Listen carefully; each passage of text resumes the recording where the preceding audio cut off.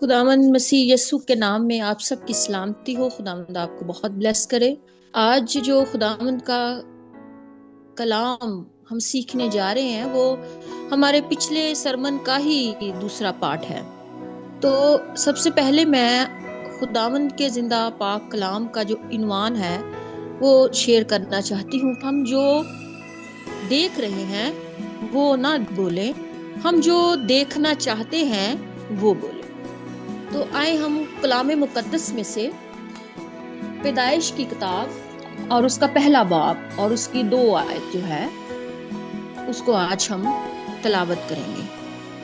तो खुदावंद के जिंदा पाक कलाम में लिखा है, और जमीन वीरान और सुनसान थी और गहराओं के ऊपर अंधेरा था और खुदा की रूह पानी की सतह पर झुंबश करती थी। खुदावंद जो आज हम पे यहाँ भेद खोलना चाहता है वो ये है कि हमने इस आयत को बहुत बार पढ़ा, पर हर बार खुदावंद का रूह अपने कलाम को हमारे लिए नया बना देता है। ये उसकी सबसे बड़ी क्वालिटी है। तो हमने देखा कि जमीन वीरान और सुनसान थी और गहराओं के ऊपर अंधेरा था और खुदा की रूह पानी की सतह पर जुम्बश कर रही थी। खुदा की रूह मौजूद थी, वो जुम्बश भी कर रही थी, पर कुछ भी हमें नजर नहीं आ रहा। खुदा के रूह के जुम्बश करने के बावजूद हमें कुछ भी नजर नहीं आ रहा, वहां तो सब अंधेरा है। लेकिन हम अगली आयत में देखते हैं 3 में, और खुदा ने कहा कि रोशनी हो जा, और रोशनी हो गई। और खुदा ने देखा कि रोशनी अच्छी है, और खुदा ने रोशनी को तारीकी से जुदा किया। और खुदा ने रोशनी को तो दिन कहा और तारीकी को रात, और शाम हुई और सुबह हुई, सो पहला दिन। हमने सीखा यहाँ पे कि जो खुदा का रूह है वो जुम्बश कर रहा है, लेकिन कितनी देर से ये जुम्बश कितनी देर से हो रही है? कुछ घंटों से, कुछ सालों से, या हजारों सालों से हमें नहीं बताया गया बाइबल मुकद्दस में। लेकिन रूह के जुम्बश करने से कुछ हो नहीं रहा। इबादत में भी तो रूह जुम्बश करता है। अभी भी आपके और मेरे साथ रूह है और वो जुम्बश कर रहा है, मगर आप कुछ होता हुआ अभी नहीं देखेंगे। वो इसलिए कि 3 आयत में हमने सीखा कि जब खुदावंद ने बोला कि रोशनी हो जा, तो फिर वहां पे रोशनी हो गई, और फिर वो सब कुछ नजर आना शुरू हो गया जो खुदा देखना चाहता था। रूहानी दुनिया में जो हमको दिख रहा होता है वो फाइनल नहीं है, क्योंकि जो हम देखना चाहते हैं वो फाइनल है। क्योंकि जो हम देखना चाहते हैं उसे हमें बोलना पड़ता है, और जब हम बोलते हैं तो जो हम देखना चाहते हैं वो हमें दिखना शुरू हो जाता है। यहाँ पे हम कलाम मुकद्दस में 3 आयत में देख रहे हैं कि खुदावंद देखना चाहता था। क्या देखना चाहता था? रोशनी देखना चाहता था। लेकिन खुदावंद ने बोलने से पहले रोशनी को नहीं देखा। उससे पहले रूह भी मौजूद था और वो जुम्बश भी कर रहा था, पर हम वहां पे रोशनी को नहीं देखते। जो ही खुदा ने बोला और रोशनी हो गई, और जो चीज खुदा देखना चाहता था वो खुदावन ने देखा, और खुदावन ने कहा अच्छा है। अगला पूरा चैप्टर जब हम पढ़ते हैं तो हम देखते हैं जो कुछ खुदा देखना चाहता था खुदावन उसको बोलते गए, और जब खुदावन उसको बोलते गए तो वो सारी चीजें दिखना शुरू हुई। और खुदावन ने जैसे जैसे उनको देखा, खुदावन ने कहा अच्छा है। इसी तरह हमारे हालात जो हैं उसमें भी हम जो भी स्पिरिचुअल चीजें देखना चाहते हैं, हमें बेशक वो नजर नहीं आती, पर जो ही हम उनको बोलते हैं तो आसमानी कुव्वतें जो हैं वो मुतहरिक होती हैं। और जब हमारी दुआएं खुदा के मर्जी के मुताबिक मिल जाती हैं, यानी जो नेमतें हमारे लिए आसमान पर रखी होती हैं, जब हम उन्हें बोलते हैं तो हमें वो सब चीजें हमारी जिंदगी में नजर आना शुरू हो जाती है।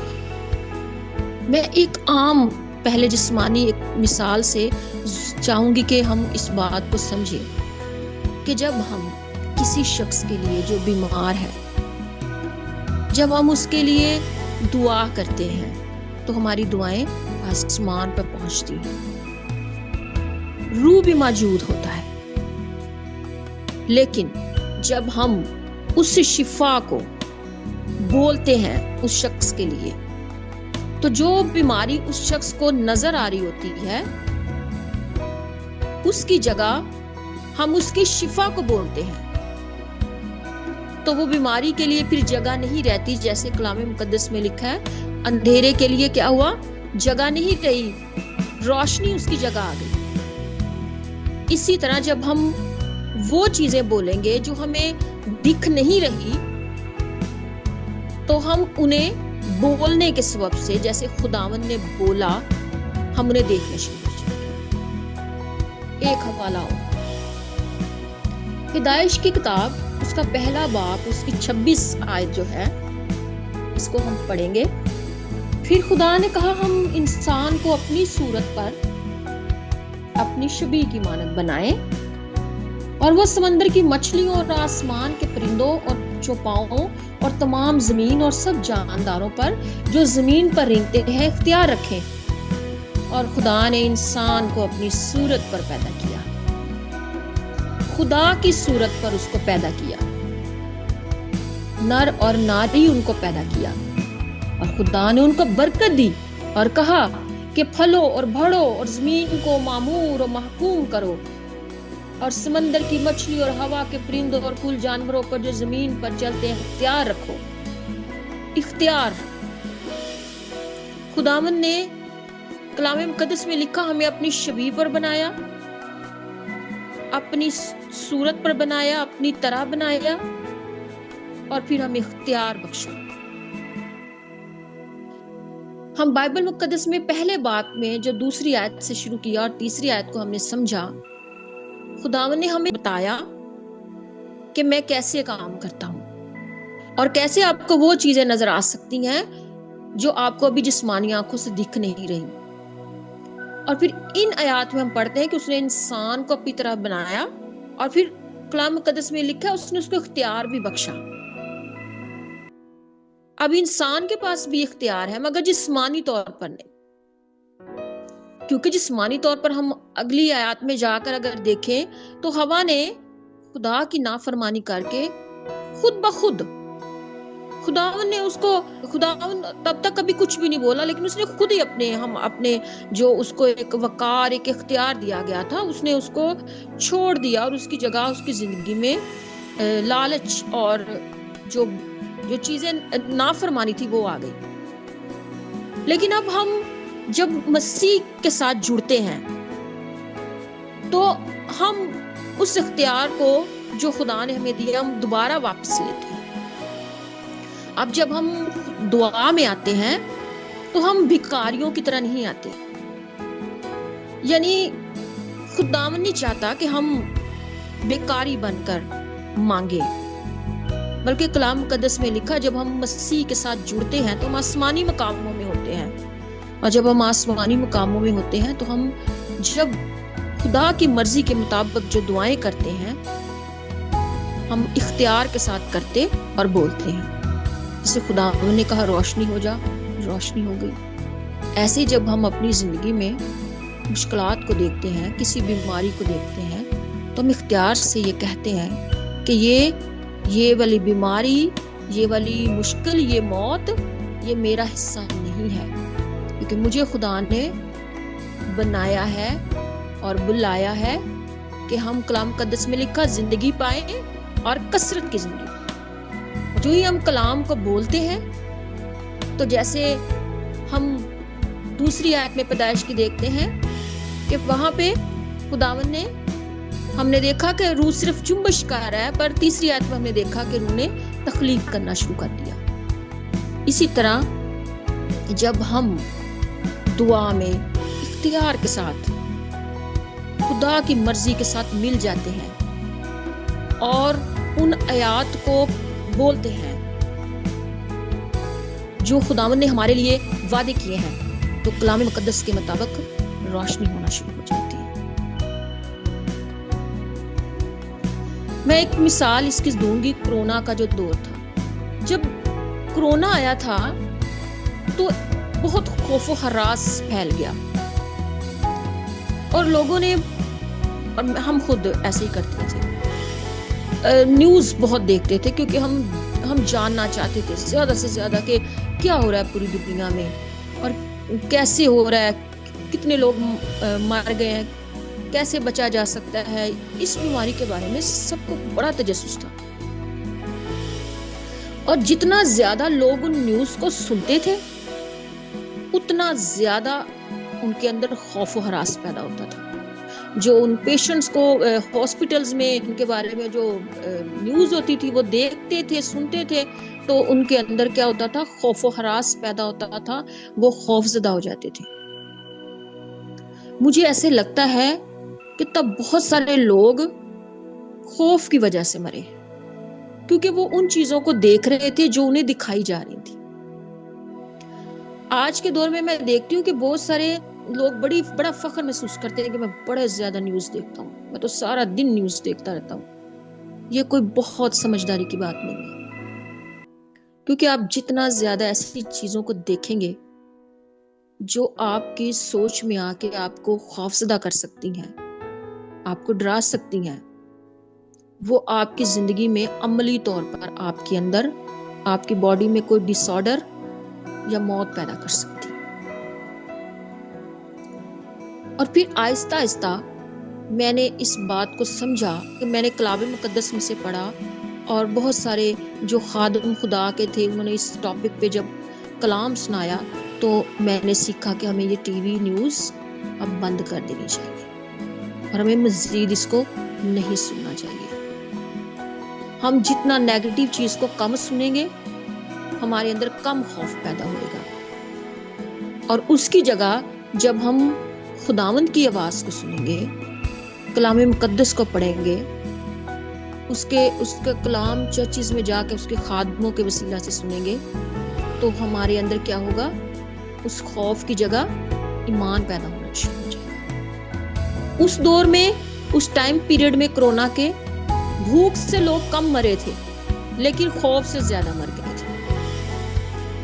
آج بھی ہماری زندگیوں میں ایسے ہی ہوتا ہے، ہم جو دیکھ رہے ہوتے ہیں نا اپنی لائف میں، ہم اس کو بہت زیادہ محسوس کرنا، بڑی اس کو عقل مندی اور سمجھداری سمجھتے ہیں کہ میں اس کو اچھی طرح محسوس کروں جس مشکل میں سے اس وقت گزر رہا ہوں۔ پر ایک گڈ نیوز ہمارے پاس یہ ہے کہ آپ اس کو جتنا زیادہ اس سے لا تعلق ہونے کی کوشش کریں گے، جتنا زیادہ اپنی اس مشکل کو کم سوچیں گے، جتنا زیادہ اس کو اگنور کریں گے، آپ اس کی طاقت کو کم کر دیں گے۔ جو چیزیں آپ بولیں گے ان کی طاقت بڑھے گی، اور جو چیزیں آپ اگنور کریں گے ان کی طاقت کم ہو جائے گی۔ ہمارا خداوند بولنے والا خدا ہے، جس نے زبان دی ہے وہ بولتا ہے، اور وہ کہاں سے بولے گا؟ خداوند ریما سے ہمارے ساتھ ڈائریکٹ بھی بات کرتا ہے، پر آپ جب کلام مقدس کو پڑھتے ہیں تو خدا ہمارے ساتھ بات کرتا ہے، اور جب آپ اس کی بات کو سنیں گے تو نیگیٹو چیزوں کے لیے آپ کے پاس کم جگہ ہے۔ اگر ہم کسی کمرے میں جتنی گنجائش ہے اس سے زیادہ لوگوں کو بھرنا شروع ہو جائے تو پھر کیا ہوگا؟ جب کوئی آخری آدمی کو آپ اندر دھکیلیں گے تو اس کے لیے جگہ ہی نہیں ہوئے گی، اور سارا جو سسٹم ہے وہ خراب ہو جائے گا۔ اسی طرح اگر ہم اپنے ذہن میں خوف کو جگہ دے دیں گے اور ایسی ہی نیوز سنتے رہیں گے، ایسے لوگوں کی کمپنی میں بیٹھیں گے جو آپ کو نیگیٹو ہی بات بتائیں گے یا ایسی مثالیں دیں گے جس سے آپ کے اندر اور زیادہ ڈر پیدا ہو، اس کے لیے خوف پیدا ہو، تو کیا ہوگا؟ ہمارے ذہن میں اور زیادہ ڈر بھیجے جانے سے مشکل پیدا ہو جائے گی ہمارے لیے۔ ہم ڈپریشن کا شکار ہو سکتے ہیں، ہم وقت سے پہلے مر سکتے ہیں۔ تو ہمیں کیا کرنا ہے؟ ڈر جو ہے وہ ہماری زندگی کا حصہ نہیں ہے کلام کے مطابق، کیونکہ خدا کا روح اور ڈر دونوں ایک جگہ پہ نہیں ہو سکتے۔ یا تو خدا کا روح کام کرے گا یا ڈر کام کرے گا۔ تو اگر آپ کی زندگی میں ڈر ہے تو آپ بولیں گے نہیں، اور اگر آپ بولیں گے نہیں تو روشنی نہیں ہوگی۔ یہ کچھ ایسی چیزیں ہیں جو کہ ہمارے اندر ہوتی ہیں، ہمیں پتہ نہیں چلتا.